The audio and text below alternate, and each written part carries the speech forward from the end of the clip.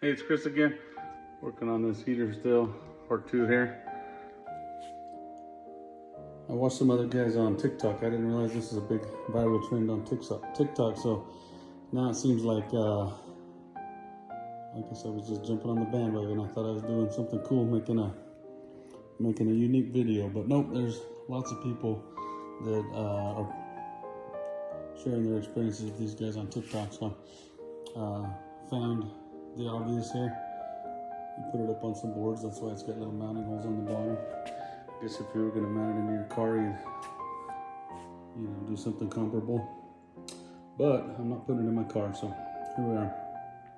That gives the exhaust hose and muffler the clearance to come out. All right, I think I just about got this guy set up. I got some diesel in it. Got the exhaust pipe running under my garage door.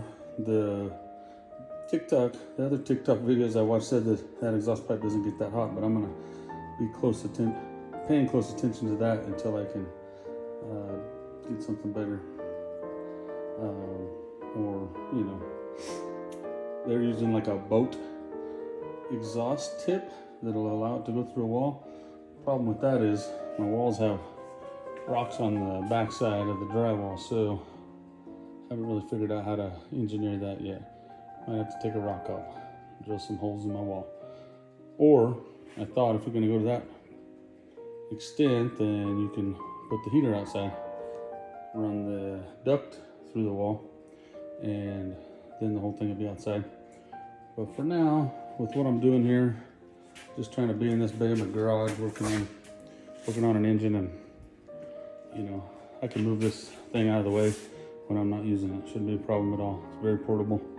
So, pulled a battery out of one of my project cars, and I think that the alternator wasn't working on that car, so as I remember, so that battery probably low, so got it on the charger.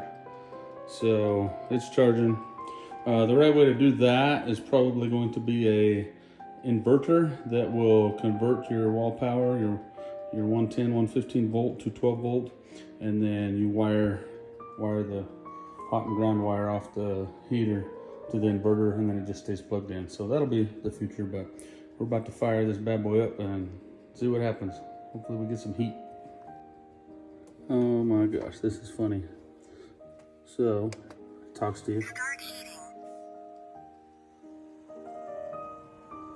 And it's got a remote control.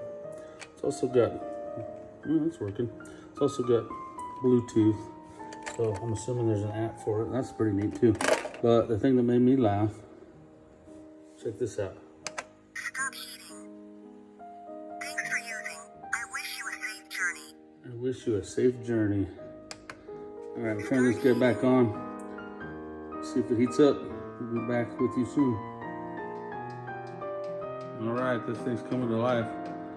That ticking noise, I guess, is the burner, something like that. That is the fuel level gauge right there. It's just a plastic tank, and you can look through the side. Poured about a gallon of diesel in, I guess. It's supposed to last 12 hours. I've heard that if you're running it on a low speed or a low temperature, then it'll last a lot longer than that. Uses only about a quarter of a gallon if you're running on a low setting, which will keep a decent space warmed up. But I got a pretty big space, so we cranked her up. Let's see what happens. Sounds like something off of Willy Wonka. This thing's gonna take off flying.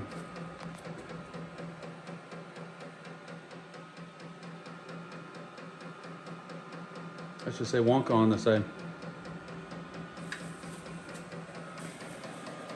See if we got any heat coming out yet. It's blowing air. It's not hot yet. We'll check back in a bit. All right, this thing's going now. A couple interesting things. A little fuel injector there. That line comes out of the fuel tank. I had to open this up because it was setting an error code.